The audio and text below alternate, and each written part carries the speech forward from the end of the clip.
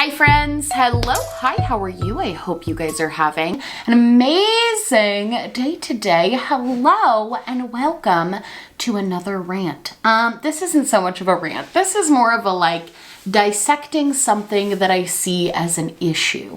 Not even an issue, I just really want to talk about it. I think I'm going to title this video, I need to talk about season 2 of Love is Blind because I need to talk about it. Full disclosure, I binged watched all of Love is Blind season 2 in literally 10 hours in one consecutive night. I started it at 6 p.m. I finished it at 4 a.m.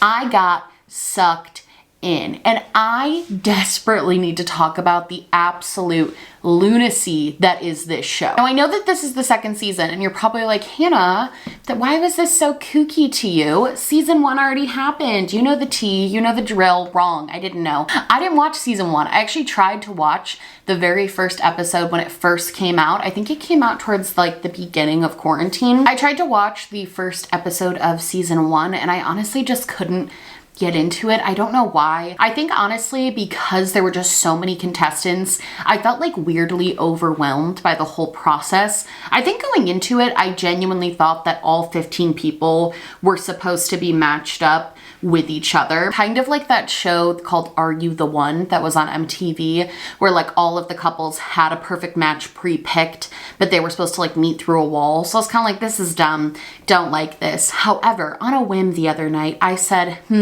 everyone's talking about Love is Blind. Why don't I give this new season a second chance? And boy, am I both ecstatic and also sad that I did. So today, I want to break down Love is Blind episode by episode and tell you what I think of this show. I want to talk about all of the different participants in the show, especially the main participants. And I also at the end just want to give a brief overview of why I think this show is so fascinating, number one, but also just where I think they kind of went wrong with this show. So if you are interested in that and you're interested in hearing me rant about Love is Blind, I'm not gonna lie, this script is 23 pages long. So let's dive in. Before we jump into today's video, we do have a sponsor on this video, so let's roll to that. Hi friends, Editing Me here, and today's video is sponsored by Casetify. You guys know I've been using Casetify phone cases for forever, and they're my all-time favorite cases. I literally only have them on my phones. I actually have two phones, a work phone and a normal phone, and I have Casetify cases on both of them because they are the only cases that I truly trust to protect my phones. Casetify has recently come out with their new Crush cases, which actually guarantee your phone to be drop test approved for up to 9.8 feet, which is crazy. I drop my phone literally all of the time. I cannot tell you the amount of times I've dropped this phone, and I've never had one crack or scratch because of these phone cases. They also feature an antimicrobial coating, which kills up to 99% of germs, which keeps your phone safe. And they come in a ton of cute designs. This is one of my new faves that I have been rocking. I'm just obsessed with this one. I think it's so cool. And the other cool thing is, this is the Arial one. The other cool thing is though that you can customize these phone cases. So the bumper over here can be a different color. You can make it more opaque in the background on some of them or less opaque. Additionally, I love the phone cases you can customize with monograms. This is my Smokey Glow one and I have it going all over, but you can do tons of different options with this. You can do your full name, you can do your monogram, you can do literally whatever you want and in a bunch of different styles. So your phone case can be totally customized to you. Casetify also has a really strong stance on protecting the environment and have now made a new Crush phone case line, which are made of 65% recycled material and uses upcycled phone cases to create new cases so they can give new life to post-consumer waste. They also have their drop to zero commitment and have reduced their carbon footprint by 20% by using this upcycled program. So if you look at this case in particular, you can see that it has the speckled siding, and that's literally because this is crushed up old phone cases to try to reduce and reuse and recycle things. I absolutely love Casetify. I've been using these cases for the past couple of years. I think they're incredible. These are some of the cases that when a new drop comes out, I legitimately buy it with my own money because I just think they're worth the money and I think they're fantastic. So if you're interested in trying Casetify, you can go to casetify.com/SmokeyGlow in order to get 15% off your purchase. Thank you so much to Casetify for sponsoring this video and always keeping my phone safe and sound. And let's jump into the video. So before we get into this sort of episode by episode breakdown that I want to have here, I do think it's really important to just very briefly discuss the premise of the show. And I also want to say that if you have not watched the show yet and you don't like spoilers, watch the show, come back to this video and tell me what you think after.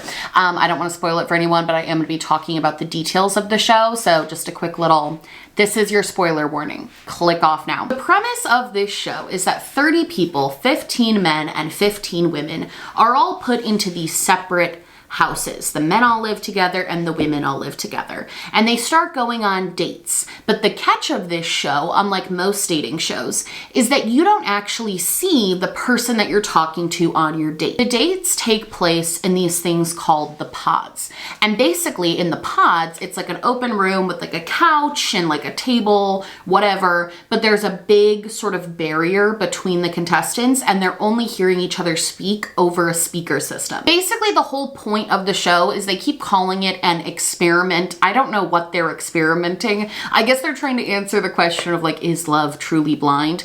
I think that's just sort of their shtick, but they call it an experiment. And basically the whole point of the show is to see if you can find someone that you are in love with and find someone that you want to be with, just sight unseen, never seeing what they look like, only speaking to them. I think the most sort of nutty part about this show is it's not just that, oh, do they want to find someone and then they like date? It's do they want to find someone that they're literally going to marry. So how the show timeline works is that the contestants spend 10 days in the pods. And in those 10 days, they go on all these different dates, they do the voice dates, and then they either propose or they don't. And if they get proposed to and they accept, they see each other in person, and then they have 3.5 weeks to decide outside of the pods if they actually want to get married or not. And the even nuttier thing, which we're gonna talk about towards the end of the video, is that the way that they choose if they want to marry the person that they picked or not is by having a wedding, and at the altar, dressed in a gown and a suit in front of all of their friends and family, they tell each other if they are going to say yes to the marriage or if they're going to say no to the marriage. And that is the show. A lot more time is spent in the show following the couples once they've actually met and know what the other looks like. Only about the first 2.5 episodes are talking about the pods and everything like that, which I think is kind of interesting because when I heard about the show in passing, I definitely thought a bigger part of the show was going to be the pod conversations and like what happens in the pods and everything like that. But the pods is actually a very small part of that. Most of what the show is are these people who met and fell in love sight unseen going to make it work out in the real world. So if that sounds interesting to you and crazy, so that is the premise of the show. And if that sounds interesting to you, I'm about to break down what actually happens on this show. So episode 1, I just want to preface this by saying, I know that this might be kind of a long breakdown, but I was going to initially break it down couple by couple and kind of just talk about their journey through the show as individual couples.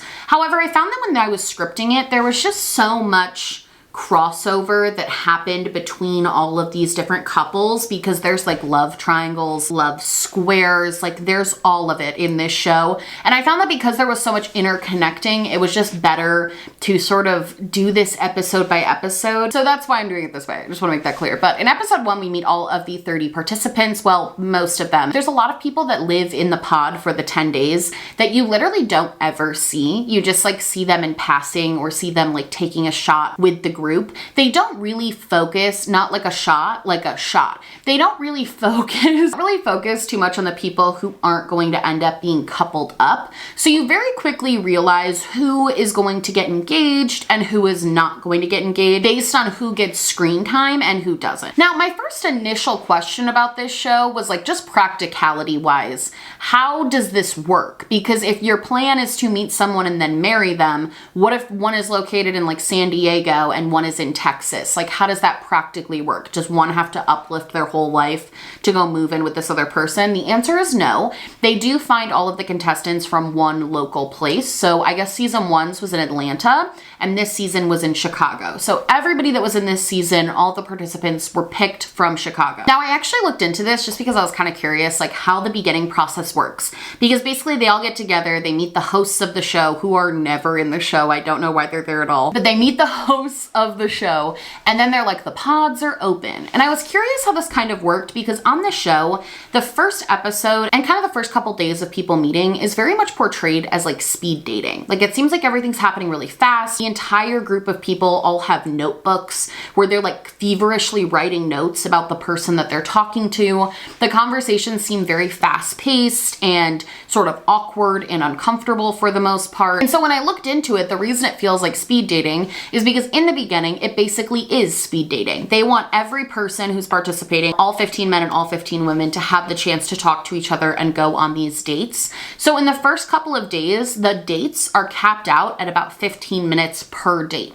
You don't really get to talk to somebody for any longer than that. And basically after those first couple of days, then you get to choose the people that you thought you connected with more. And if they also connected with you more, then you start going on these more long form, like actually diving into thing type of dates. Now, some people definitely seem to hit it off pretty immediately through the wall, but some people obviously didn't. By like the middle of the first episode, you definitely know the 12 people that are going to end up engaged. In this season of the show, there were 6 couples. I think there might have been 6 couples last season. So I do find that interesting. I wonder if that's like the quota the production team is trying to hit. I do want to talk about the main people that are going to be put into these couplings and kind of the main people that were in the first episode. So the first is Kyle. I literally wrote like little like paragraphs about everyone who like was talked about in the first episode, and I put Kyle. They never really talked about Kyle too much. I don't know a lot about him. Everyone has like little parentheses with all of their details, and Kyle's is blank because I don't really know much about him other than he brought his mother's engagement ring on the show and didn't think he was going to use it, but ended up using it. All I know about Kyle is that he is things that he said when having conversations with the person he ended up with. So like, I know that he's not super religious. He like believes in science, and I can like get behind that. But Kyle's kind of just like nice guy. But with Sal, who is the second guy that gets coupled up, he's definitely portrayed as the more sensitive one. He talks very openly in the first episode about how he cries a lot and he loves when people cry. He's very in touch with his emotions. He's also an opera singer, which comes into play later. And he also talks about how the reason he doesn't feel like he's been in a lot of relationships is because he doesn't feel like a lot of the women he's dated have loved him the way that he has loved them, which is like valid.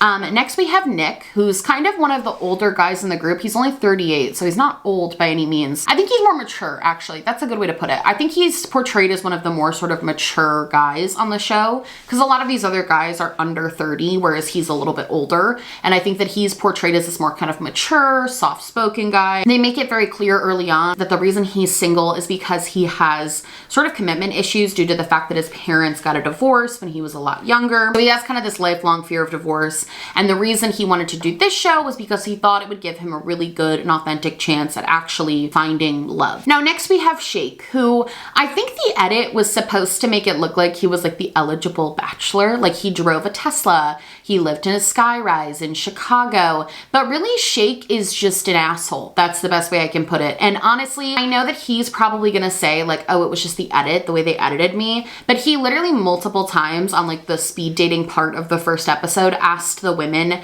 if he could lift them up at a music festival as a way to gauge if they were overweight or not. He seems like a very sort of superficial, egocentric person.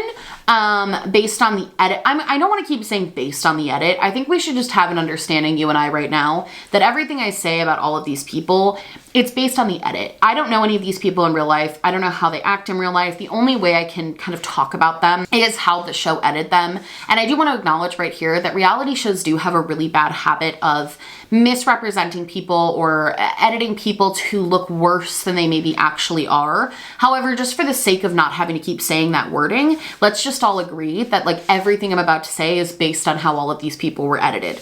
Anyway, next we have Shane, who at first I thought they put him in because he like wasn't gonna get a match. And I don't mean that to be rude, because it's not like he was like a super unattractive guy, or he was just very loud. Like he was just really loud. And I feel like he had a very distinct voice. It actually was a joke that they made. There was a montage of all the girls walking in being like, is this Shane? Because even through a wall, he had such a distinct, loud type of voice that everybody could differentiate him. He is definitely perceived as the kind of like funny, jokester, outgoing. That's kind of the vibe you get from him in the first episode. Boy, is that an incorrect interpretation of his personality. But first episode, Shane is like funny, outgoing, loud, just sort of goofy. And then the final guy we have is Jarrett, who kind of gives off very like life of the party vibes. Like he's always the one being like, let's take shots, let's do drinks. He's very outgoing. He's very extroverted. He's definitely sort of a very sweet, nice guy. And that's kind of how he's painted. Now, counter to all the men that were very obviously getting picked, in the first episode, we also meet all of the women who are presumably getting picked. The first is Shayna, who is this very religious, gorgeous, like blonde. I think they really did edit her in that first episode to give off very sort of like pick me vibes. There's a lot of those like speed dating things where she's being very repetitive and being like, I have a lot of friends. Like I have so many friends and I'm so popular and I'm so well liked. I think from the get, they were kind of giving her a little bit of a villain arc, which, you know, I don't know that I agree nor disagree with, but they were definitely giving her that arc where she was going to kind of be the drama of the group. And then we have Mallory, who definitely was the much more chill, calm, basically the opposite of Shane. Like Mallory was just very calm, very chill. She was very sort of introverted. You could also tell she was struggling with the fact that she was dating 15 guys all at the same time. Seemed like she was a very empathetic person who like really deeply cared about a lot of people.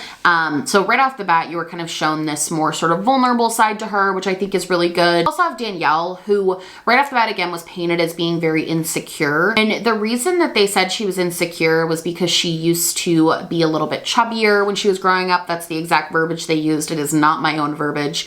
And she had recently lost 80 pounds, and that's why she was still really insecure about herself. I don't think that's necessarily an invalid sort of thing, but I do resent the fact that they used that as the plot point.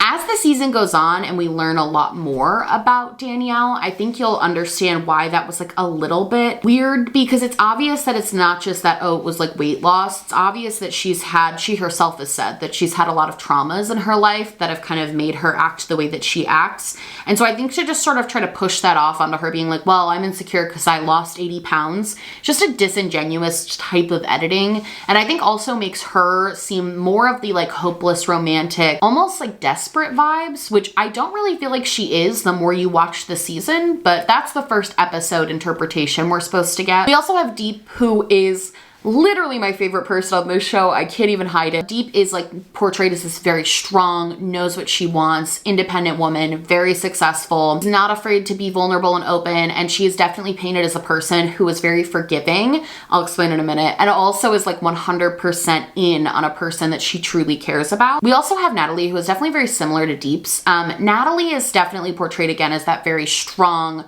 business-minded woman who like has her career, has her life, independent. She's just kind of looking for like somebody to settle down with, start a family with, start a real genuine relationship with. And I think that one thing I loved about this show is that for the most part, a lot of the women were very strong, independent women who like had their own jobs where they were making a fuck ton of money, had their own life outside of just like wanting to find a man. I feel like a lot of times on dating shows like these, oftentimes the women are portrayed as almost like desperate. And I really resent that type of show just because I don't like the idea that a woman is just trying to find a man to like complete her life. For the most part, most of these women are definitely portrayed and painted as like they want men, they want a relationship because they want an addition to their lives, not so much because they like need someone so badly to complete their life. Hi, it's me. I am so sorry for this weird shift in scenery and day, but I realized when I went to go edit the rest of this video that the about hour and a half I filmed after that first clip, the mic was unplugged. So it was silence. I really don't want to scrap that whole half hour that is usable because I think it's really good. So I apologize if this is a little off-putting, but we're gonna jump right back in where we start. So the final person that was kind of one of the main contestants right off the bat was Ayana. Ayana was definitely portrayed as this very like fun-loving, bubbly, very humorous person who wanted just kind of her fairy tale ending. You could tell that she was definitely a romantic and was really in this experiment for the right reasons of wanting trying to find someone who she genuinely thought she could spend the rest of her life with. And she had a lot of really good connections in the beginning too. I think a lot of people were attracted to her just because of how open and fun she was in the pod. Now, as we start to sort of see the couples bond and connect in the first episode, the first few love triangles definitely started to form. Basically, Shane had two very strong connections with Shayna and Natalie, and those were reciprocated. And Jared had two very strong connections with Ayanna and Mallory. Both of those were also very reciprocated. However, even though that was kind of being hinted at that there might be some sort of drama down the line with these three couples, in the very first episode, we see that Danielle and Nick got very close. And actually, by the end of the first episode, they literally were the first engaged couple on the show. And it seems like they got engaged very early, just based on the timeline of how things kind of went. Seems like they got engaged just after a couple of days in the pods, which to me is just so, like, I'm not gonna harp on this the whole time because I get that the point of the show is like love is blind, you fall in love super fast, whatever. But to not see someone is like one thing, but then to propose to them after just like a few days of talking just seems so mind-blowing, I guess would be the right word. But anyway, I would think honestly that those two getting engaged in the first episode would probably be one of the most mind-blowing parts of episode 1, but you would be incorrect because in episode 1, we see one of the strongest displays of gaslighting I have ever seen on a reality television show. And I know that people overuse the word gaslighting and they're like, oh, that's not real. This is real gaslighting. Like if you want to know what textbook gaslighting looks like, it was this scene. Shane, who I would argue is probably, it's a tough one. Some of the guys on this show really suck, but Shane, I would argue, becomes one of the more controversial people on the show just for a lot of his actions that we're going to talk about. But this was kind of the first major red flag, I think, for viewers that Shane was not this like big goofy guy that the producers were trying to portray him as. Shane had formed connections with both Natalie and Shayna, as I mentioned before, and in the pods, I guess in my head I thought that they would tell the people before they walked in, like, oh, this is who you're going to be talking to, this is who you're going to be having a date with. Like in my head it was like they were gonna tell people beforehand, but I guess they don't, because Shane walked into the pod and was like, who am I talking to? Because Shane at the beginning of this episode had told Natalie that she was his number one, that was definitely his choice, she was kind of first in line. So Natalie assumed that she was the only one Shane was like seriously talking to. So when they both walked into the pods, Shane was like, hey, like who am I talking to? And Natalie, trying to be kind of like flirty, was like, oh, like guess who it is? And Shane thought that it was Shayna. So Shane said, oh good, Shayna, it's you. I've been wanting to talk to you. What are you wearing? That was the weirdest thing. That was like the weirdest part about the Shane and Shayna conversations. I'm not here to like shame anyone sexually, like go off. Like I get it, you're in pods, want to be like still have like those sexual conversations, that's fine. But the awkwardness at which they talked about, like every day he was like, what are you wearing? Are you wearing a crop top? I would love to see your crop top. He'd be like, oh, that's so hot that you're wearing a crop top. What? Anyway, it gets revealed to Shane pretty quickly that it's Natalie that he's talking to and not Shayna. And you can see that he knows he fucked up. Like you can see that in his head, like he starts like slamming his hand down because he knows that this was like a big fuck up on his part. And then Natalie kind of gets quiet and she's just kind of shocked and she's thinking about this, because you have to remember in her brain, he's told her a bunch of times, you're my number one, you're the one I want to talk to, you're the one that I'm the most excited to like have this journey with. So she thinks that she would be the one he would be excited to see. And then he says he's excited to see Shayna. So Natalie gets visibly upset and also just kind of shuts down and stops talking to him. And this is when the gaslighting starts. He literally tells her it would be very weird for her to be upset because they're all talking to other people and like dating other people, which is true. Like that's not technically untrue, but when you tell someone that they're your number one choice, like that should mean something. You can't just have two number one choices. Just don't tell either they're number one. That would like, that doesn't make any sense. And then he basically is just like, you have no reason to be upset. You have no reason to be mad at me. Like it's super weird that you're mad at me right now. And then he just storms off and leaves as if she said something to him that was offensive. He wouldn't even let her talk. She literally at one point was like, can I just finish my point? Can I just try to say why I'm upset right now? And he literally would not let her speak. He just completely steamrolled her and then stormed out of the pods as if he was the one. And then threw like a hissy fit that he was gonna leave the show, which honestly, I kind of wish he had. Not gonna lie. There's no like apology. There was no ownership that he did something wrong. Just literally made the mistake, steamrolled her, and then walked out. The other thing that was so annoying was that she was upset, and instead of being like, yeah, I understand why you're upset, that's valid, he was literally like, well, if you're gonna be so upset over this little hiccup that we're having, then maybe the relationship and the love that we have just isn't as real as I thought it was. Gaslighting. This is that is gaslighting. The fact that he wouldn't even allow her to have a moment to be upset and process what had just happened, and instead was trying to belittle and demean their relationship because she had the audacity to be upset about that. Mind-blowing. Anyway, now one interesting thing about this show is that you do the proposal in the pods. So like you have to propose to the person still before you see them, and then they do this grand reveal where you're both at opposite ends of this like long hallway that's decorated with lanterns from HomeSense, and you walk towards each other, and that's how you see each other for the first time. You're already engaged. That's how you see each other for the first time. So right before episode 1 ends, you see Natalie and Nick sort of gearing up to see each other for the first time. Episode 2 starts and they are all in it. They're like, they see each other for the first time. They seem very happy with how the other person looks, which is just so weird. Start telling each other how much they love them. He proposes in person, and then they are whisked away out of the pod. I understand that sometimes, I know relationships where people only knew each other for a very short period of time, and then they like got engaged or got married, and they've had really successful relationships for like 25 years. I'm not discounting that that can't happen. I just think it's never not weird to see people who have been talking for like 3 days and telling each other how much they love the other person and how they can't wait to like have babies and get married. I cannot imagine knowing someone for 3 days and then being like, you are the father of my child. Like, I literally can't fathom it. So then we cut over to Jarrett, and we kind of see more of this love triangle that's happening between Jarrett, Ayanna, and Mallory. I do think the one problem with this show that is really off-putting is that at the end of the day, these people are all expecting to get married. Like, that is literally what they're going to be doing at the end of this. They want to have a husband or a wife by the end of this show. So I would imagine that the conversations get really deep and really intense really quickly, more so than if you were just kind of casually dating someone to start off with. However, because there's just simply so much footage that the producers probably had to sort through, you don't always see those really deep conversations. I think between each couple, you see maybe one sort of deep conversation, and it's more so honestly just about them sharing some kind of like traumatic stuff that happened to them. Like Ayanna talks about a assault that happened to her. Jarrett talks about how he had a friend who physically attacked him and he almost lost his life. And while those are important things for your partner to know about, it doesn't really set the stage for any sort of like marriage. Like, it's not them talking about what they would be like as parents. It's not them talking about their financial goals. It's not them talking about their life goals. It's more so them just kind of getting deep and talking about themselves, which is an important building block of a relationship.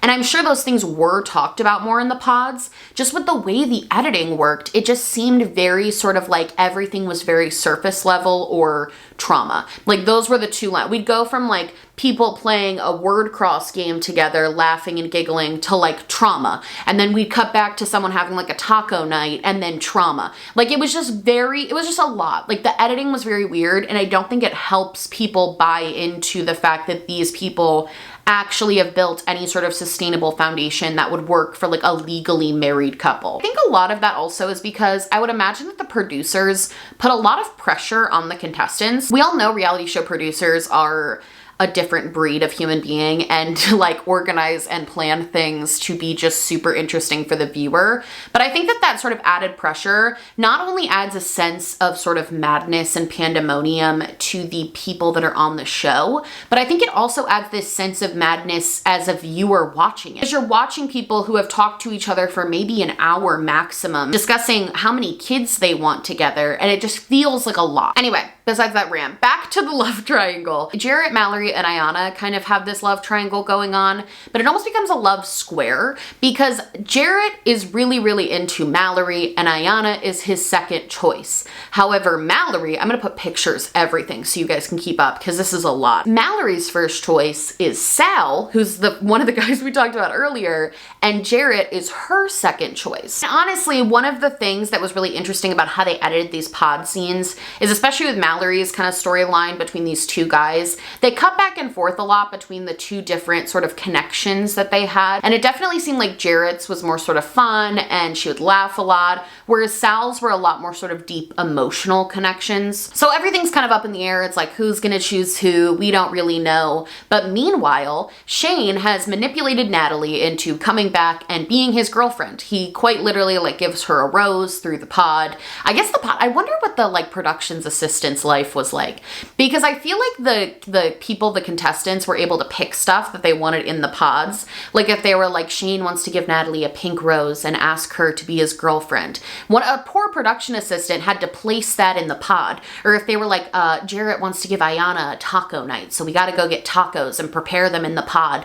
Anyway, Shane basically asks Natalie to be his girlfriend, gives her a rose, and kind of like love bombs her just a little bit. But then immediately after doing that, he goes back to aggressively flirting and talking to Shayna and just trying to like basically have, I would call it phone sex, but it's more like radio sex, because from what I've been told, they hear each other through speakers. Like that's how they hear each other's voices. So they're basically, he's trying to have like radio sex with Shayna right after asking Natalie to be his girlfriend. Shayna, to her credit, confronted him about this situation. Actually, I give no credit to Shayna. I think the interesting added element to this show is that all of the girls and all of the guys live together and they all talk about everyone else. So Natalie came in with her rose and was like, oh my God, Shane just asked me to be his girlfriend. Oh, that's so exciting. And all the girls are so excited, but Shayna is obviously like kind of pissed and kind of upset because she also liked Shane. But when she goes into the pod to talk to Shane and he's like, what are you wearing? Are you wearing a crop top? Shayna, to her credit, literally confronts him and is like, Natalie just told me that she's your girlfriend. Why are you still flirting with me? Like, is she your number one pick? Because if she's your number one pick, I'm just gonna move on and like try to pursue other options. Shane, again, just basically tries to gaslight Shayna. However, it doesn't work as well this time, where he's basically like, yeah, like she's technically my girlfriend, but also technically I really like you and have a strong connection with you. And like, aren't we all just dating each other in the pod? And like, ugh. And Shayna doesn't buy it and she walks out. So Shayna, now having lost her connection with Shane and deciding not to pursue him because he did this with Natalie, Shayna decides that she is going to pursue another person she had kind of a mild connection with, and that was Kyle. Now, the reason I think that I didn't have Kyle sort of a like clear vibe of who he was is because they didn't really talk about him too much until the second episode. There wasn't a lot of intro to him because it seems like Shayna just kind of was like, oh, he was like really low on my list, but he was like the second lowest under Shane. So now I'm just going to go after this guy. And the producers had to start scrambling to get clips of him. That's what I would imagine happened. Now, meanwhile, we check in with Deeps and Shake, who we haven't really seen anything of in the last two episodes. And again, I think that builds like this kind of weirdness around their relationship, because the last time we saw Shake, he was asking women how much they weighed. Like that's point blank what he was doing. He was literally trying to figure out if the girl on the other side of the wall was overweight or not. That was his priority. However, I guess Deeps like didn't really write him off completely. She like was still trying to form a connection with him. And he basically has this moment with her in the pods where he's like, I'm really embarrassed by the fact that I was so focused on people's weights. I'm really embarrassed that that was like my main priority. I don't know why that was my main priority. I feel like I wasn't understanding what the point of this was. And I just really appreciate the fact that you have still talked to me and stuck by me. And I just want to apologize to you. And I'm not going to lie, I'm not going to defend his actions by saying those things because that is fucked up. But I do think that level of introspection, whether it be real or not, I guess we don't really know if it was real or not, it seemed very genuine. He genuinely did seem to be like reflecting on his actions and be like, man, I fucked up there. However, there's a lot of rumors about Shake now on like TikTok and stuff that he really only did the show to get like famous off of a reality show. So it's very possible that he saw how badly he fucked up by asking those questions in the like first couple of days and then was scrambling to figure out how to extend his time on the show and came up with this like bullshit apology.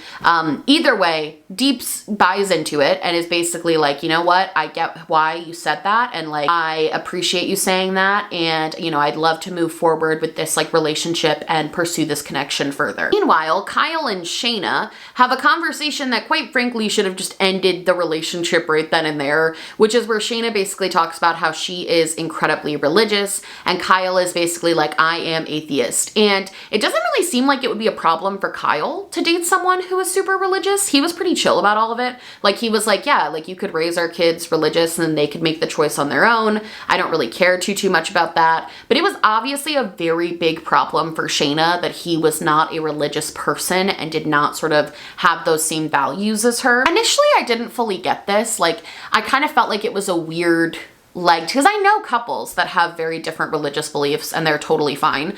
But then I tried to equate it to if I was trying to date someone that had like very different political views as me, or somebody who had very different ideology about like social issues, that would be impossible for me. Like, it's easy to be like, oh, well, maybe you just won't talk about it. But if something is that kind of deeply ingrained in who you are as a person and your morals, it's hard not to just not talk about it. And if you so deeply differ, I get why Shayna was basically like, this is not gonna work. However, what she did next was super fucked up. So anyway, they had this conversation, they ended a fight, they both kind of leave the pods feeling like, oh shit, like guess that's not gonna go anywhere. We then cut over to Deeps and Shake, and he is proposing. Out of nowhere. The producers did the pod editing so weird. It literally felt like that proposal came out of nowhere. We saw them interact maybe 3 times, and one of them was him offending her by asking her how much she weighed. Like, we saw no real bonding or growth between the two of them. It was literally just like a proposal out of nowhere. So now Deeps and Shake are proposed. She said yes. We also right after that get to see them meet for the very first time. They do the walk down the hallway of home sense. That's what I'm gonna call it.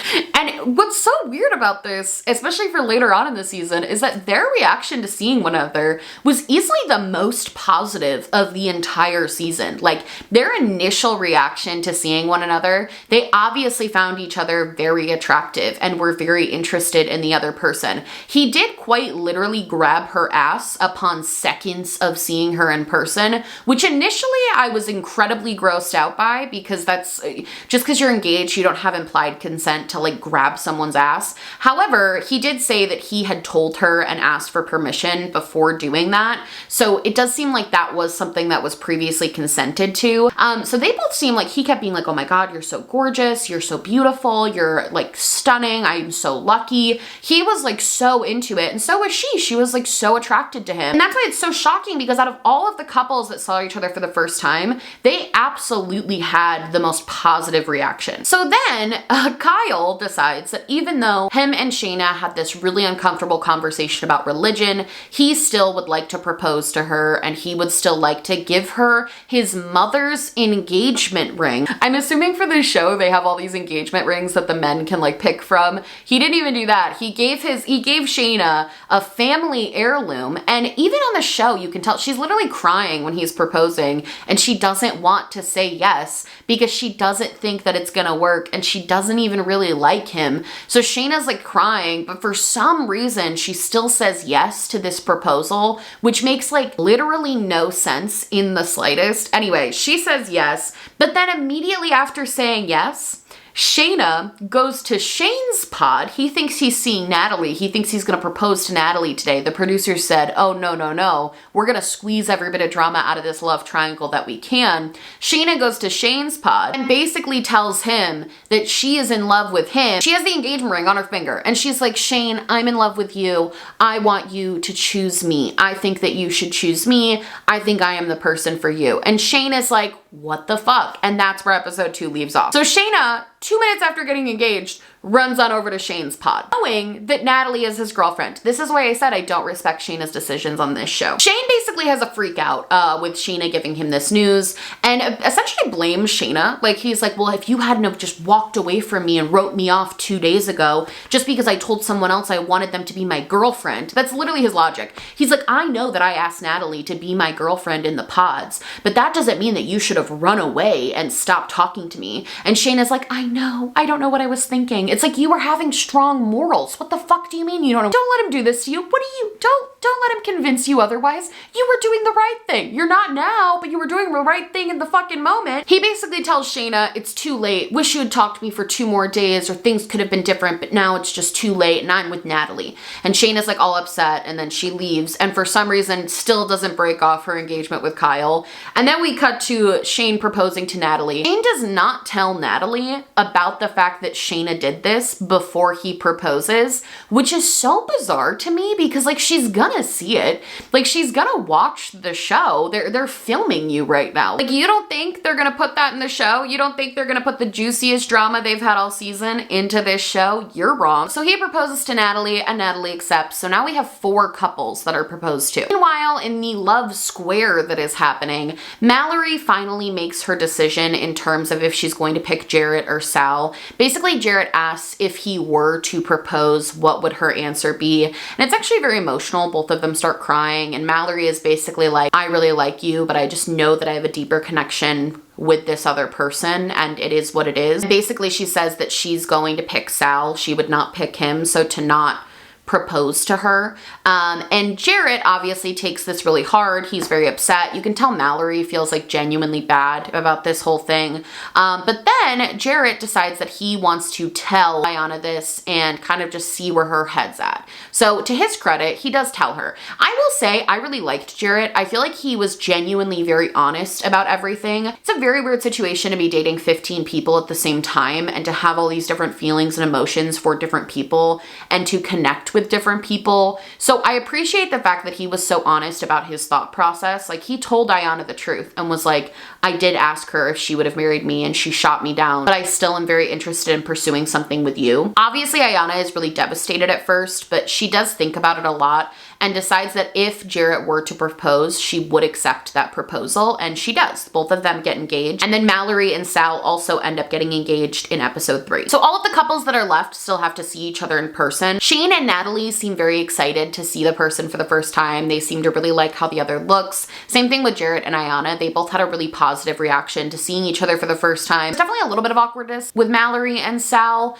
Like you could tell that Mallory wasn't fully in it at first. Like she was a little taken aback by how he looked, and not necessarily in a rude way. She's just kind of like hesitant. Like I think that he was not what she was expecting him to look like, if that makes sense. And then Shayna and Kyle meet for the first time, and Shayna is just obviously horrified by what he looks like. Is also horrified in general that she's marrying this person, and she basically does a fuck ton of shots. And that's like the way that she copes with that. It's definitely really obvious that some couples have a very immediate chemistry right off the bat, while others definitely struggle. Based on what I read online, in this first initial actually seeing what the other person looks like, they're only given about 15 minutes to like hang out with this person that they're now literally engaged to and seeing for the first time. And then they're separated again until they go on their trip to Mexico. I think one of the really interesting things about how they do the reveal, and what's honestly very smart, because they could very easily in the pods have like the wall become transparent and they could see each other, or like the wall moves and they see each other. The interesting thing about how they do it is because they're starting from so far away and they're like walking towards each other, it gives the people time that are walking towards each other to give their genuine reaction. And so like Mallory, when she first walked in and she was still kind of far away from Sal, she made a face. Like she was like, oh fuck, like I don't know if I like how this guy looks. Like you could tell that she was uncomfortable and was like not super happy about it. Same thing with Shayna. Like you could tell that she was uncomfortable and like not super vibing with Kyle. And I think that that's really interesting and what makes the show so interesting. There's so much potential for disaster when the couples finally see each other for the first time that I think it really keeps you sucked in for at least the first 3 episodes where you're waiting for everybody to find out what the other person looks like. Now that we have this 6 couples, they all fly off to Mexico for a few day long vacation where they can kind of like get to know each other in paradise. I guess that's the vibe. I don't know what happens to the other people on the show, because there's so many other people that like didn't get paired up. Do they just send them home? What happens to them? Anyway, I also have to wonder, I tried to look this up online and I couldn't find anything about it, but I wonder if there's like a money incentive for finding someone, and additionally an even bigger money incentive for if you actually get married to that person. Like I wonder if that is some sort of motivator for people to like find a couple so fast and like maybe say yes even if they aren't fully sure. I would love to know the details of how these people get paid. I would absolutely love. Most of the couples seem pretty good at the start of the Mexico trip. There's definitely some awkwardness Like Shane and Natalie, you can tell she's really nervous and just like kind of stressed out. I would be nervous too. There's a virtual stranger I'm sharing a bed with in Mexico. Like I would also be nervous. The nuttier part of this episode is that Shayna and Kyle are basically in Mexico and he plans this like really nice dinner for them. And then Shayna's like, I want to spend our first night like apart. I don't want to share a bed or whatever, which is like totally understandable and respected. Like I get that. So she leaves at like 7:30 p.m. to go to bed, and then she just leaves Mexico. She just leaves him alone in Mexico, doesn't tell him, doesn't give him a heads up that she's leaving. She literally just bolts and ditches him in Mexico. Like the third episode literally ends with Shayna in a bathrobe running out of the hotel with her suitcases. Why did you even say it? Anyway, I do just want to pause here now that we have all of our couples kind of established. They're all in Mexico having a great time, right? I do just want to establish how I think that the show's timeline definitely doesn't really serve the purpose to prove their point. And I'll explain that. I get that they have a set timeline that they want to film the show in. However, only giving the couples 10 days in the pods, and then the real test is after they actually see each other and like get to spend time together in person, kind of defeats the purpose of this experiment that they're trying to prove, that like love is blind. I think focusing more time on the pods and building a relationship in the pods, and then only giving them like 1 week once they're out of the pods to decide if they want to get married, I think would make a lot more sense to try and prove, or like they literally leave the pods and like their wedding day is that day. That would prove the point to me more, that like love is blind. But because like 60% of the show takes place outside of these pods and takes place with them just dating as a real couple in the real world, it does kind of take away from the point of the show for me. Also, just in general, this incredibly rushed time frame, I don't think breeds a sort of real bond between the contestants. I think instead it adds this sort of like pressure and fear. I think that when the couples first met for the first time, had they been in the pods together for like 2 or 3 weeks, if they were meeting each other for the first time and being like, oh my God, I love you, I can't wait to marry you, I think that would make a lot more sense than spending like 8 days in a pod with someone and suddenly being like, oh my God, I love you, I can't wait to marry you. You know what I mean? I think just like the fact that the pod time is so short and not really at all what the show is about, and also it goes by so fast as the viewer because you're following so many different couples storylines because there's just so many fucking people. I think that it doesn't really prove anything as far as what the show is claiming they want to prove, if that makes sense. So episode 4 starts and Mallory and Sal have some kind of awkward interactions, but Ayana and Jarrett seem to be doing really well and adjusting really well to being together in person. I also will say the focus on like sex and making out and relationships like that on this show is really jarring. Like there are far too many cutscenes of the couples just like aggressively making out for like way too long, instead of all these montages of these couples like making out in a bed, making out in a pool, making out on the beach. I would have so much rather seen them talking about what they would do if like they went bankrupt. Like I would rather hear those conversations than just all of these like weird shots of them all like making out and talking about wanting to have sex. It just felt really out of place and also really forced. Felt like some of the producers were probably pushing on them to talk about. I get that the physical connection is important in a relationship, but I also think the fact that these people all just met each other for the first time like in real life, actually, it would have been more beneficial to hear those more like deep connections. I don't feel like those montages were needed, basically. At the beginning of the 4th episode, we also learned that Shake and Deep are kind of having problems. It's all on Shake. He literally is just like, oh, I'm just not attracted to her. I'm sorry. This was the man that immediately grabbed her ass and couldn't stop telling her how beautiful she was the moment he laid eyes on her. And now he's like, there's just no animalistic attraction between me and Deeps, and I like don't know what to do. Like she's great on paper, but like physically not my type. Ew. First of all, she's gorgeous. I'm so confused by that. Like she's literally stunning. She's so pretty. And I get that people have their types, but I'm so confused how you could be that shallow and like materialistic to say that to another human being that like is in love with you and you said you were in love with, and then being like, ooh, just kidding. What I really am annoyed about by this whole thing is I wish he had just told her that from the beginning. Like I wish he had just been like at the beginning of this process, you know what, think you're a great person, but you're just not my type. That would have stung and that would have sucked. But what he ends up doing is so much fucking worse than if he had just been honest in the first place upon seeing her. Like I get that that sucked. What he did was worse, okay? So now I just want to preface this by saying Nick and Danielle, okay? Every episode that we talk about from here on out, there's a problem with Nick and Danielle. There's a massive fight, there's a blow up, there's some sort of problem with them. So if you're seeing a reoccurring theme of me being like, Nick and Danielle are fighting again, it's because that's literally all they did on the show. Nick and Danielle are going through their first hardship because Danielle got very sick their first night in Mexico. She got food poisoning or something and was like throwing up, and Nick was taking care of her. And at first it seemed to be going really well, but it goes downhill very quickly a little bit later in the episode. So basically the first half of episode 4 is just all of them talking about their attraction level to the other person and Danielle throwing up. And then the second half is them meeting up all together in like this group event where they all get to actually see what the other looks like for the first time. I actually loved that they did this on the show. I love that they brought the groups together so much. Not only did it provide some drama, which I think for a reality show is always interesting, it definitely also was interesting to watch all of them interact. And just, I feel like since they were all in such a similar situation and they did all kind of know each other because they all technically dated on the pods, I think that it ended up being a really interesting and fun group dynamic to watch. Immediately, Mallory and Jarrett kind of find each other and see each other in person for the first time, and they basically just go into this very deep conversation about their relationship in the pod while Sal and Ayanna are watching. Jarrett basically comments about Mallory's ring and kind of insults it and is like, well, I would have gotten you a gold ring because I asked if you wanted gold.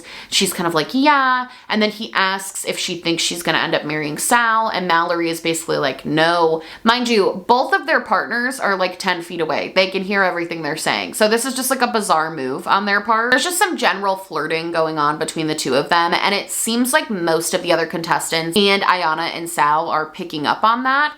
And on top of that, weirdly, it seems like Natalie and Shane are kind of like the most popular couple to start off with, which is so bizarre. Everybody keeps talking about how like amazing they are and how well connected they seem and how like on the same page they are, which is super weird because from an audience perspective, I feel like right off the bat, they were like the least favorite couple, but everybody on the show keeps talking about how great they are and how they think they're the ones that are gonna last, which is just like very interesting. Now, you think the episode's over, but after this party ends, Nick gets back to Danielle in the hotel room and a pretty massive fight breaks out. It's pretty hard to tell, not only from the editing, but I also think from the communicating, what was actually going on in this fight. This fight actually starts in episode 4 and continues into episode 5, where Nick and Danielle are basically just like yelling at each other and talking to each other about this like massive problem that we're having. What it basically seems like from the show is that Danielle has a lot of insecurities about just a lot of different things. It doesn't seem like it's just to do with her losing weight. It seems like she has a lot of insecurities about a lot of things. And she's actually opened up about that on her Instagram and said that like she was unpacking a lot of trauma when she was first meeting him and she was going through a lot and she did have a lot of insecurities and she didn't portray those very well to him. But on the show, it really just seems like she's being a little overbearing because she was talking about how she saw that Nick was talking to one of the other contestants at the party and that she was miserable because he was gone. And even though she told him that he could go, she was mad that he went. It was just a very confusing fight that lasts for like the last part of episode 4 and bleeds into episode 5. And now we're halfway through the season. Like we're on episode 5. And while things are looking good for some couples, things are looking terrible for others, namely Nick and Danielle, who are still fighting. You also see some of the tension from the night before boiling over because Sal and Ayanna confront Mallory and Jarrett about the night before and kind of are just like, hey, it wasn't cool that you were like openly flirting with this other person in front of us. Like, hey, it wasn't cool that you said you had no connection to me. It wasn't cool that you were talking about her engagement ring and saying how you would have bought her a better one. And they both kind of copped to it and own up to the fact that it was like not the best thing to do and that they were just kind of caught off guard for meeting each other. And all of the couples do seem to move on from that. And then the couples actually all meet up to play volleyball together, which again, I loved when all the couples met up, mostly because they would just gossip about one another and talk about like how them as a couple were better than this other couple. It was just fun to watch. I liked all the gossip. Okay, that was definitely my favorite part of the show, was when all of the couples were together and they were gossiping. I will say one of the things I hated about this show is that it really displayed some very toxic forms of communication and painted it as romance, which I'm going to talk about at the end, but that was like one of my bigger issues. But it definitely was really interesting to hear all of these couples comparing and contrasting their experiences, especially because they all essentially went through the same thing. We then cut to Shane and Natalie having like a beautiful, nice little romantic beach dinner, and it turns into a massive fight because Shane sucks. Shane sucks. I'm sorry. I do not like Shane. I am not a Shane fan. I have a real issue with him, especially as the season goes on. He just is not, I get bad vibes, big bad vibes from Shane, like terrible vibes. But Shane basically tries to start a fight with Natalie because he's like, you don't brag about our relationship enough to other people. And she's just like, I don't do that. Like, that's not how I am in relationships. And then he flips out on her and like leaves the dinner. Are we sensing a theme? When Shane doesn't get his way, he storms off and leaves. He literally also in this fight also gaslights her. He starts yelling at her and she's like, well, don't flip out on me. And he's like, how am I flipping out on you? I'm not even raising my voice at you. What am I, like, yelling at you? And it's like, yeah, you quite literally were just yelling at her. Sit the fuck down. The scene really freaked me out, frankly, for Natalie, because it seemed like she was really intently trying to avoid a conflict with Shane and was really trying her best to de-escalate and diffuse a situation. And it seemed like Shane would just not stop picking at her and fighting with her. And it's like scary to watch that be unfolding on a television show. The fact that he just like so intent on having this fight that even when she was trying to like give in. And this is the thing, there's like very healthy ways that you could communicate that you feel like your partner is maybe mean to you in group settings because they're like trying to be funny. That happens in relationships. Like, it's something that you need to address and talk about for sure. You need just like a little bit more love and support in group settings. Some people, when they're uncomfortable in group settings, absolutely do stuff like that. However, there's healthy ways to communicate that aren't just immediately attacking somebody and picking a massive fight with them, since that's not their communication style. Like, it's just, then cut away from Mexico for a minute to meet up with Kyle and Shayna. And again, I don't even really want to talk about Kyle and Shayna because it's like here's my synopsis of Kyle and Shayna. Okay, so I can just stop talking about them for the rest of the episodes. They never should have gotten engaged in the first place. Kyle should have never proposed. Shayna should have never agreed to marry him. They obviously were not getting along. They obviously had very different opinions. I believe that Kyle had good intentions. I believe that Shayna was a clout chaser and wanted to stay on the show, so she said yes to Kyle. They meet up back in Chicago. It's super awkward. She literally wants nothing to do with him. He's not taking the hint. Then they go and meet Shayna's family. Shayna's family absolutely hates him because he doesn't believe in God. And then Shayna like breaks up with him, and that's not on that. And then she just exists still in the show to stir shit up. That's literally their storyline in a nutshell. They never should have gotten engaged in the first place. They had no business being on the show in the first place. There was no reason for any of this to be happening. Like, that relationship, it sucks. It's honestly boring to watch because you know what's gonna happen. Like, a lot of the interest of the show is that for all of these couples, it's kind of like a will they, won't they say yes at the altar situation. With Shayna and Kyle, I knew the second that he proposed, they were not gonna make it to the altar. So their plot line kind of fizzles out in episode 6. It ends anyway, and I'm just gonna skip over talking about it for the rest of these because I want to focus on the 5 couples that actually did seem kind of legitimate and that made it to the altar. Basically, episode 5 ends with all of the couples leaving their vacation and coming home to their new life together in Chicago. And I have to say right off the bat, one of the things I really liked about this show is the fact that they put them back in like the real world. I feel like a lot of shows like The Bachelor and The Bachelorette or like Are You the One or Too Hot to Handle, it's very easy to fall in love with someone when you're on an all expense paid free vacation. Like, there's no real stress. Like sure, there's drama with like living with people, but there's no real world stresses. You're not stressed out about work. You're not stressed out about money. You're not stressed about whatever. So obviously when you put someone in a real life situation like that where they have to go back to work, you have to have someone meet their family, I think that does make it a little bit more real for people, which you'll see throughout the show. And I'm glad that the show does that because I think it kind of sets it apart from other dating shows that are like this. Like I said, we see Kyle meet Shayna's family. It's painfully awkward. But then we see Nick meet Danielle's family, and that one actually seemed to go pretty well. I think a lot of times the families are supposed to be painted as like kind of the villains of the story, but I don't see them that way at all. I feel like it's totally normal and rational that they weren't 100% sure about their son or daughter or brother or sister marrying someone they'd known for 10 days. I get that like the contestants were trying to convince their families that like this was a great thing and this was super positive because they met sight unseen and they fell in love regardless of what the other looks like. That's not like a comfort for me. Like if my sister came home and was like, oh, I met someone and I'm gonna marry him in 10 days and I never saw him until he already proposed, I too would be like, oh, that's be a little skeptical. I don't think the families are the villains for being like confused about this situation and being a little bit apprehensive about these virtual strangers that their family members are bringing home. I also think it's weird too, Danielle does this thing a lot on the show where she kind of tries to talk about like, oh, I know that we've only known each other a short time, but we've already been through so much. And it's like, no, you haven't been through so much. You fought a lot. Like, that's not going through a lot. That's fighting a lot. You guys have very different communication styles and you're arguing a lot.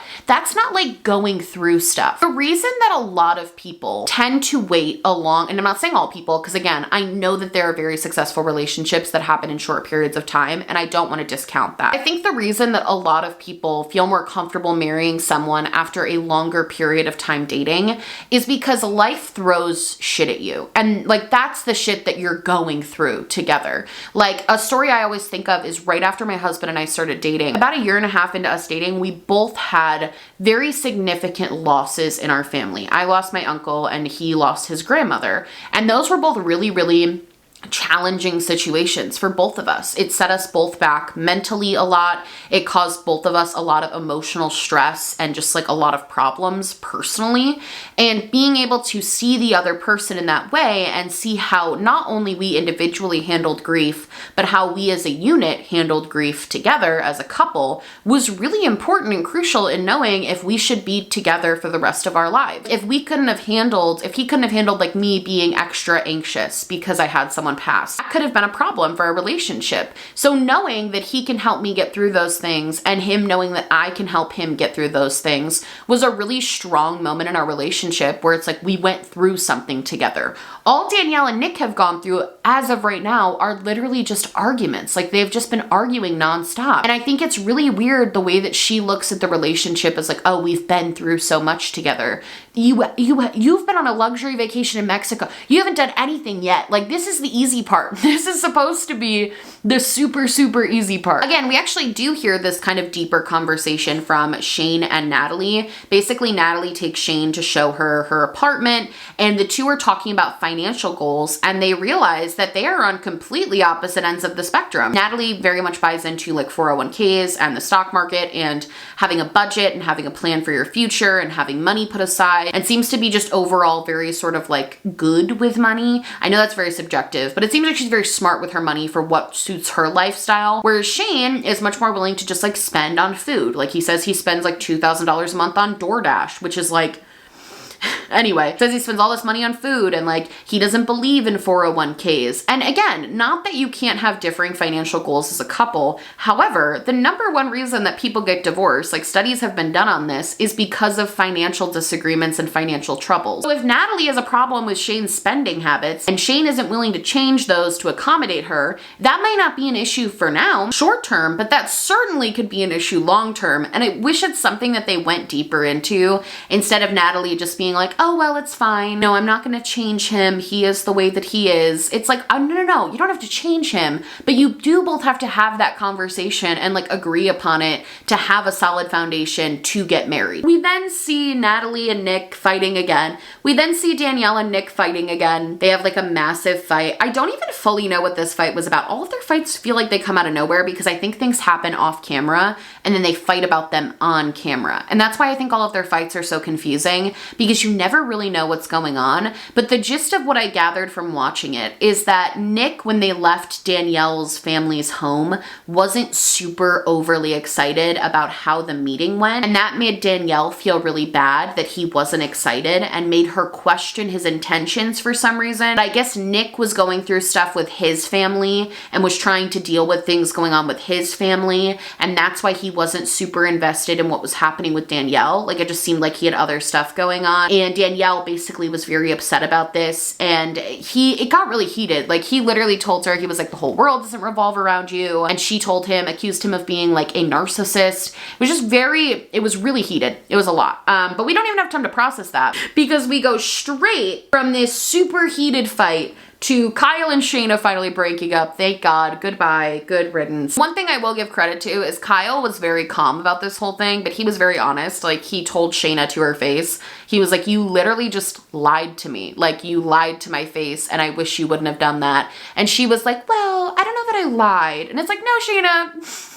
Shayna, you lied. It's okay. You lied. Like, that was a lie. You should have never accepted. Goodbye. Thank you. So then that part ends, and then we see Nick and Danielle kind of briefly make up. Again, it's so confusing how this show works with them. It's just like, I can never follow what they're upset about each other for. They fight in every episode going forward, so that should tell you something. But then Jared decides that he wants to have a barbecue with all of the people who were in the pods, a good chance for everyone to like meet everyone, see everyone face to face. And even though Shayna and Kyle have broken up, Shayna does come to this barbecue, and she kind of stirs up a little drama. Essentially what happens is we learn as the audience that Shayna had called Natalie a few days prior, and they were just kind of talking about like their respective relationships. Shayna had asked Natalie how things were going with Shane. Natalie said they were good, and Shayna basically made a comment that was like, well, if things don't work out, like, I have a friend that's super interested in you. Basically trying to allude that like Natalie would be fine without Shane, which is sus. Shayna's sus. I can't decide if I think she did all of this because she genuinely loved Shane, or if she did all this because she knew it would make good TV and that she would get a lot of attention from this and wanted to sort of do, because she's a realtor. So it makes me wonder if she just like wanted kind of more clout a little bit and knew that like stirring the pot would get her that, or if this is genuinely just how she is. I can't decide. But anyway, at the beach, Shane and Shayna have a confrontation. It's honestly really strange because Shane is like low-key flirting with her and like low-key living for the fact that two people are fighting over him, but then is also kind of mad that like Shayna insinuated that Natalie could do better within him. Just a weird confrontation. They both fight. Honestly, they should have ended up together. It would have been incredibly toxic, but they both fight the same way, where they like low-key gaslight other people and like low-key try to just like storm off or be like, oh, never mind, the second things don't go their way. They're very similar in communication styles. Natalie does not deserve the shit that Shane puts her through. Regardless, Shayna and Shane have this confrontation on the beach. Everybody's just playing like Can Jam behind them, which is hysterical. And then the episode ends with this kind of very dramatic fight between the two of them. And weirdly, this is the last we see of Shayna for the whole rest of the season. It seems like she has this confrontation with him and then she just kind of goes away because she's no longer engaged in the show. So she's never on it again. Now, episode 7 starts with a bang because we start, well, actually not really a bang, kind of a fizzle. Sal is not a very confrontational guy. I definitely get that vibe. And Sal basically approaches Jarrett at the beginning of episode 7 and is like, hey, I heard what you said to Mallory about the ring. I heard the way you were kind of flirting with her in Mexico. It just made me feel really uncomfortable. Like, maybe don't do that. Jarrett's basically like, no, it was just a joke. I didn't really mean it. I don't believe that. However, what I do believe is that by this point in time, because now we're like weeks in, this is like a couple of weeks after Mexico, I think at this point in time, Jared realized that he was very happy with Ayanna and that he wanted to stay with her and he didn't want to rock the boat with anything anymore. I think in Mexico, he might have still been a little bit unsure, which is not necessarily right, but it is a normal reaction. Like, I don't really fault him for that. So while I don't think he was kidding in Mexico, I also think he was being genuine when he was like, no, Mallory is completely yours. Like, I'm out of the picture. I'm with Ayanna. I think that was genuine. Like, I believed that to be true. And Sal, to his credit, being like he's a very nice guy. He seems very nice. He was kind of like, okay, like, I respect that. And the two of them were fine. So there wasn't any real drama. It was just like a conversation of acknowledgement that like this very weird thing had happened. Now, after this, Ayanna meets Jarrett's family. And I have to say, the whole season, Ayanna and Jarrett are the only two people that felt like a real, genuine couple. Like, they were the only two that seemed to legitimately like each other. They were the only two that when they showed clips of them like living their life, seemed like they were actually living their real, authentic life. Like, he was like making her tea in the morning, or he was playing video games while she was trying to wedding plan, which is the most relatable shit I've ever seen in my life as someone who's planning a wedding right now. It seemed like they had really healthy conversations and healthy communication. Like, they had a very similar communication style of just being upfront and honest without necessarily starting this big blow up. And Jarrett's family loved Ayanna. Jarrett's dad was immediately like, well, I want to be the one to marry you guys. It was overall very cute and sweet. Like, they just seemed to all really like each other. They seemed to hit it off great. They are the only couple that I believe in on this show. I also just have on my bullet points, Mallory gets sung to. Sal is like a good singer. It's not bad. I just have this thing, it's a personal thing, where I had one guy one time sing me a song. I was like 18 years old. I've never been more confused in my entire life about what to do. What do you do? Just smile at them? Anyway, Mallory got sung to. It was very awkward. And then Danielle meets Nick's family, which is super awkward because the mom obviously does not like this situation, does not like Danielle, like does not like anything that's happening here. I feel like yet again, the mom, who is like very standoffish, obviously does not want to be on a reality show, obviously is not obsessed with this idea. She's painted as like this villain, and I don't think the families are the villain for being worried. Honestly, we're about to talk about is Shake and Deep. They went over to meet Shake's parents, and this brought out my favorite moment in the show because they meet like Shake and Deep, and they're, you know, the parents are all very nice to them. It was actually a very lovely conversation, seemed really beautiful. But at the end, they show a clip of Shake talking to his mom and him being like, yeah, I just don't feel this like animalistic attraction towards Deeps, and I don't know what to do about it because like I really like her as a person, but as far as like sexually, like I'm not attracted to her. And his mother, who is an icon, was literally like, honestly, you're being she didn't say this, but this was the gist. She was basically like, you're being a fucking douchebag.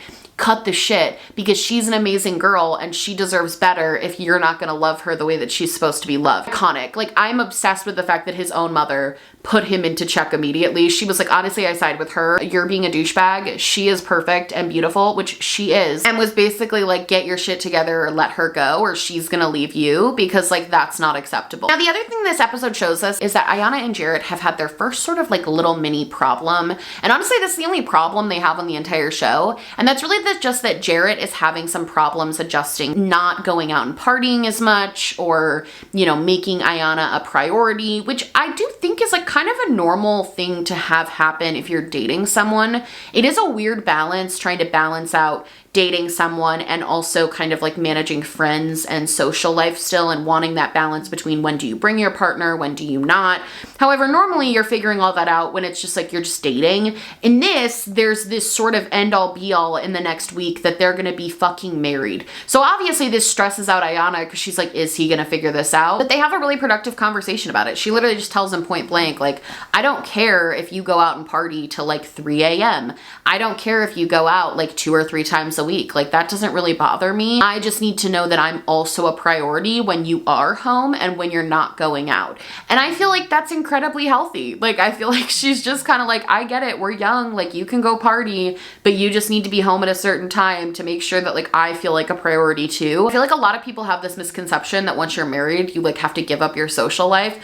Absolutely not. I love going out with my friends, especially before COVID. I loved going out with my friends. I love having my friends over. I love having people over. Charles is the same exact way. He loves, before COVID, going out with his friends and hanging out with his friends a lot. So I think that it's normal to do things without your partner and go out without your partner. I think there just needs to be really clear guidelines and boundaries. And I also think that you just need to have, when you are home together, that sense of like, we're putting each other first right now because we like didn't see each other the past 2 days. You know what I mean? Danielle and Nick have another fight. I don't even want to get into this one. It was so fucking weird. She was like literally mad at him because he was like, hey, when you live with me, I would appreciate it if you didn't have your friends over and they like broke all my shit. Like, I don't care if you have your friends over. I just really don't want them to come over and like dance on my table and break it. And she was like, well, what if it's an accident? And it turned into this ridiculous fight while they were both wearing like hot dog costumes.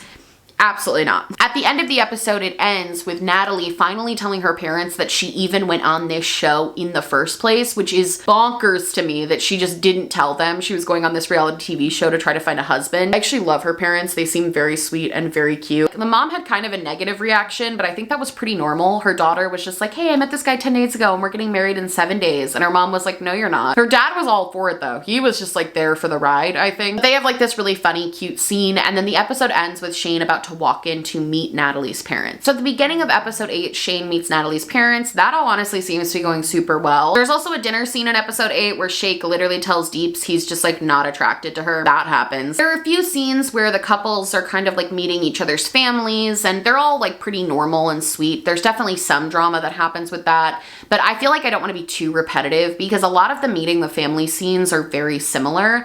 However, my favorite part about this episode was that they all went dress shopping and tux shopping. I just love dress shopping.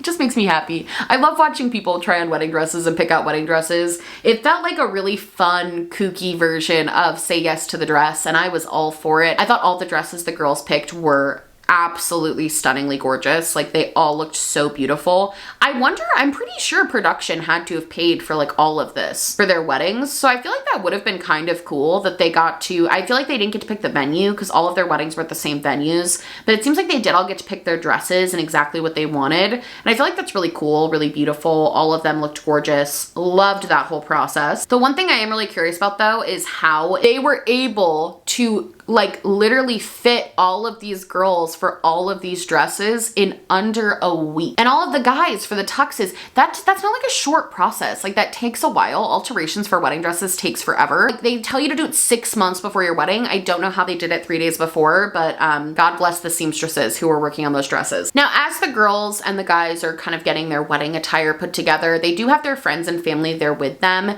And we do kind of get to see a little bit of insight into the different relationships that are happening, how everyone's feeling, where everyone's kind of at. Just kind of interesting to hear everyone's more honest insight because their partner wasn't around to hear maybe the sort of flaws that they were having in the relationship. And this episode ends with Sal cooking dinner for Mallory, and honestly, their whole relationship just seemed really forced.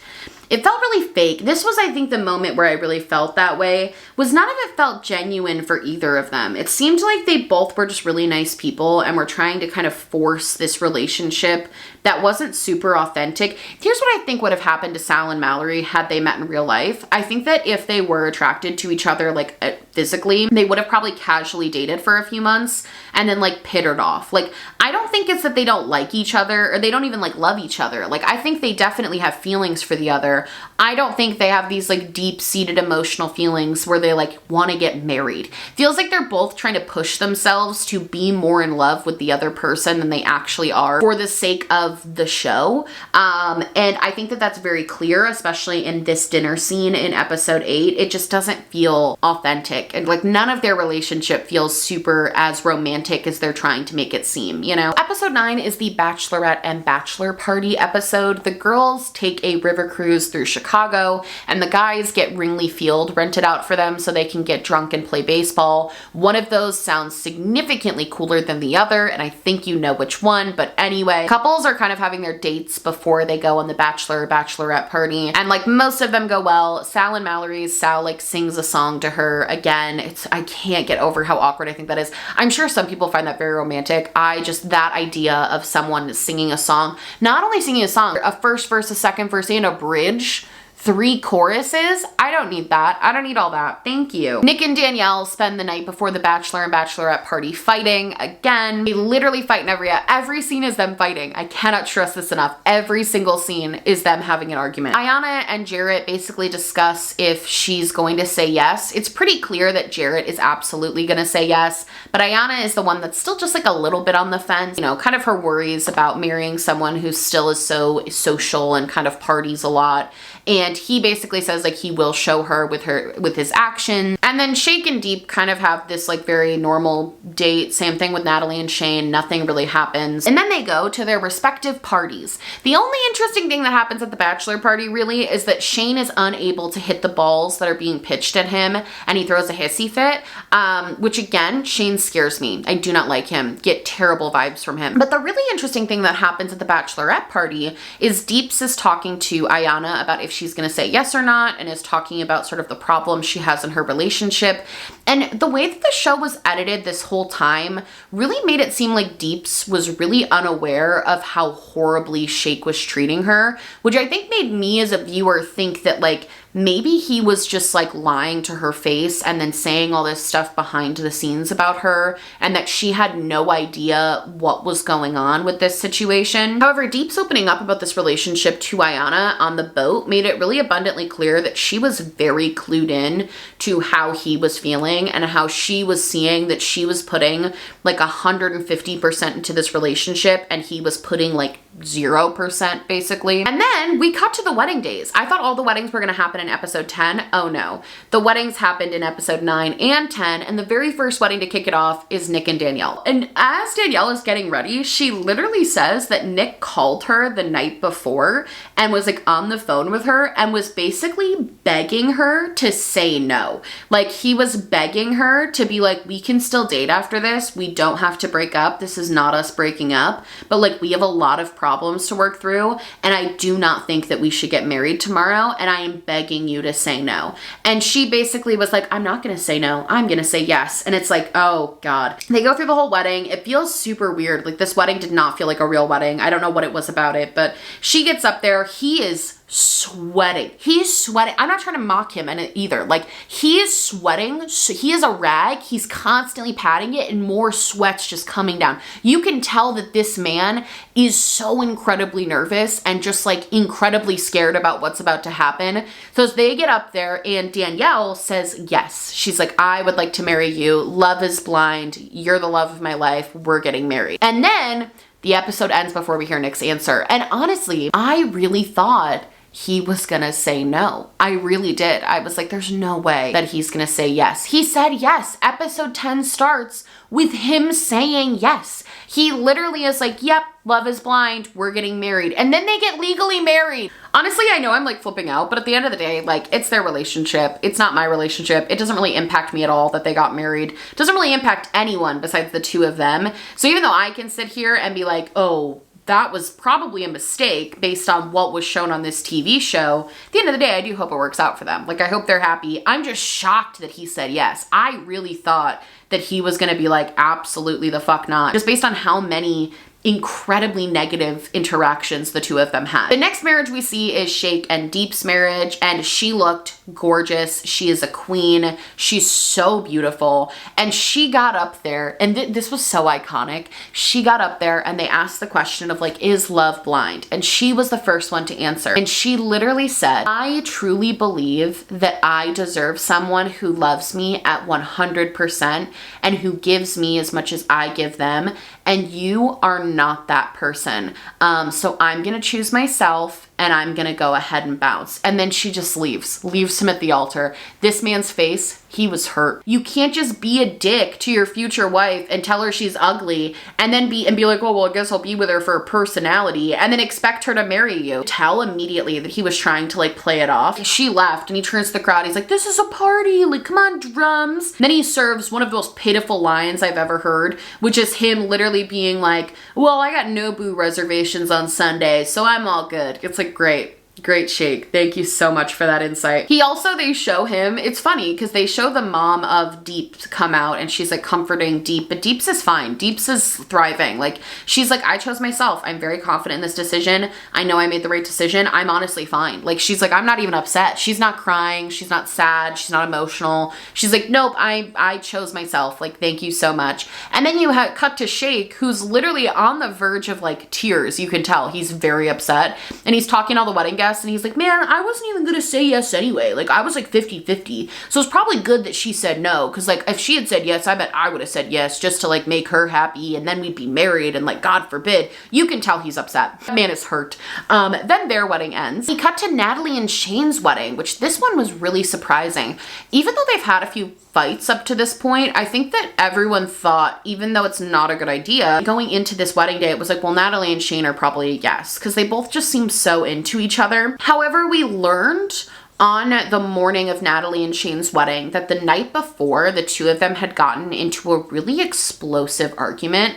I guess Shane told Natalie that she was the worst thing that ever happened to her and that she hated him. All of this came out as they were talking about this like after the fact, but he said a lot of really, really mean and terrible stuff to her and was like, I don't want to marry you. I have no interest in marrying you. Like, you're a terrible person. I hate you. So she shows up for her wedding day and she is like, I felt horrible for her. She was distraught. Like, she was sobbing hysterically. Her mom was crying. Shane's mom was crying. Everyone was crying. And Shane up on the altar is like a jittery mess. Like, he constantly is moving around. He's so anxious. He doesn't even look happy when he sees her in the wedding dress. He's just like so constantly moving, constantly freaking out. And then when they ask the question of like, well, is love blind? He visibly cringes and like visibly like closes his eyes and squeezes her and is acting like it's paining him to say say yes to her, which is so bizarre, but he says yes. He's like, love is blind, I will marry you. And Natalie is like, Shane, like, I love you,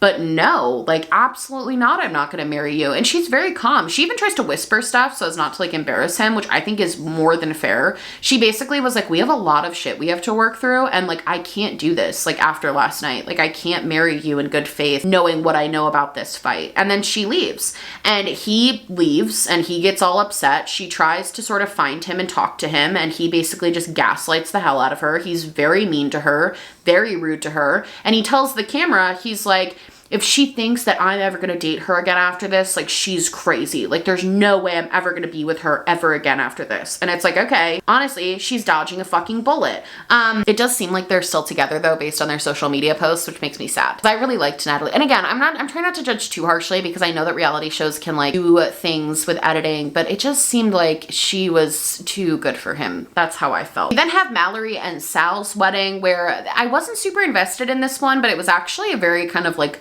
long process. I think this one was the most sort of like, I knew they weren't going to do it. Like I knew they weren't, but I thought that Mallory was going to be the one to say no, but it was actually Sal. Sal talked first and he was like, I really like you, but like, no, like I'm not going to do this. He kind of said basically what Deep said to Shake, which was just that like, I don't think you're 100% in this. And like, I deserve to be with someone who's 100% in it. That was that on that. She like left, she understood. She was very kind to him. She like wiped his tears. He was very upset and emotional. Both of them were. Again, I don't think these two didn't like each other. I just think they didn't have this like deep connection of marriage. And I think they both felt bad about that. But they actually had the most healthy ending of their relationship, where she basically met up with him after everyone left at like the altar. And he was like, what if we just like go on a date? And like, what if we just try to like date normally for a while? And she was like, I would love that. Like, I would love to just like not have the pressure of moving in together and not have this pressure of like being married. I'd love to just like go on a date with you.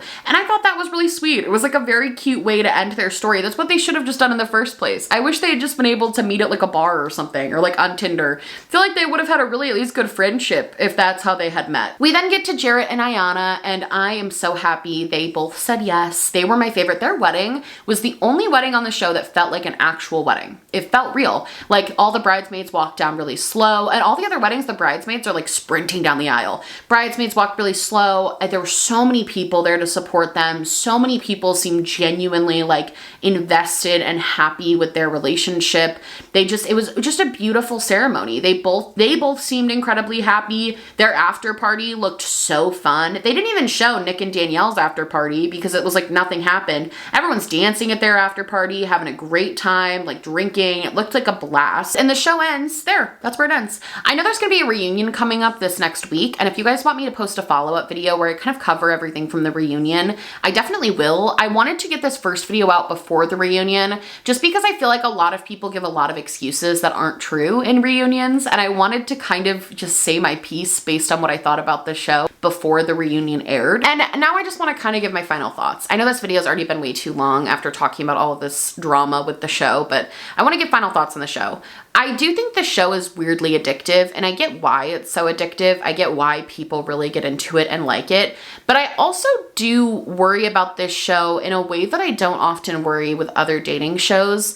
And I guess the only thing I can really compare it to is like 90 Day Fiancé with like the communication. But I think my problem with this show is when there's a miscommunication on 90 Day Fiancé or a show like that, where there's obviously a lot of toxicity happening, that is not painted as like a love story. That's not like painted as like a wedding or they're gonna go get married at the end of this. When there's a lot of toxicity in this show, regardless of how toxic it becomes, they still have a wedding at the end of it. Even if they say yes or no, there's still a wedding that happens amidst all of this kind of toxic behavior that I think in a way almost like paints a really bad picture about what a relationship is supposed to look like. I think because they pick people that are specifically on this show because they want to get married, it leads to a lot of the contestants writing off really toxic and bad behaviors just for the sake of wanting to get married.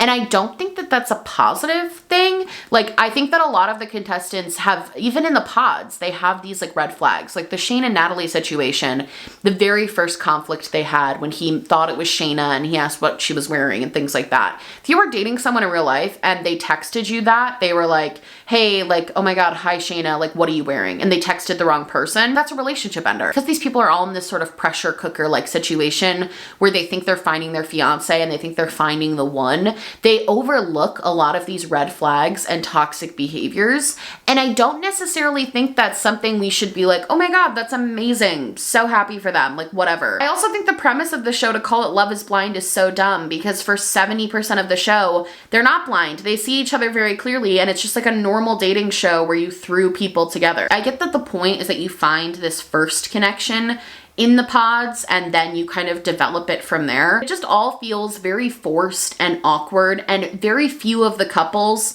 seem to have any real and genuine relationships. And that's my take on that. I forgot how long this video was. This show's bonkers. It's literally bonkers. If you want to watch it, I don't know that I would recommend watching it because it is a lot. But let me know what you think about this down below. If you already did watch it, I'm very curious to know what you guys think. I would love to hear your opinions on all of these different couples and the show premise in general. I love you guys so much. If you like this video, please like and subscribe, or just subscribe, or do neither. Honestly, just so happy you're watching me. Thank you so much for being here. My merch, my social media, and my podcast and vlog channel will be linked down below, along with my social justice spotlight that will be posted down there as well. Go check that out. I love you guys so much, and I will see you in the next one. Bye!